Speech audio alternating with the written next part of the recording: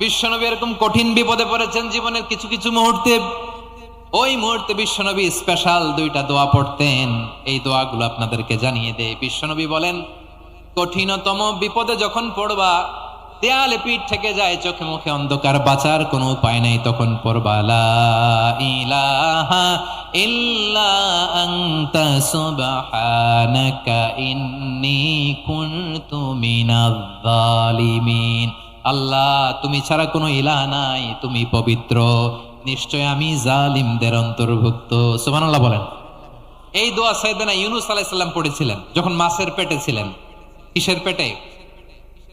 এবং অনেক মুফাসসিরিন একরাম বলেছেন, অনেক আহলুল ইলমরা বলেছেন, এটা হচ্ছে ইসমে আজম। ইসমে আজম এমন দোয়া যেটা দিয়ে দোয়া করলে আল্লাহ দোয়া কবুল করে, কিন্তু এটা কোনটা, এটা নিয়ে ইখতিলাফ আছে। কোন কোন আহলুল ইলম বলেন এই লা ইলাহা ইল্লা আনতা সুবহানাকা ইন্নী কুনতু মিনাজ জালিমিন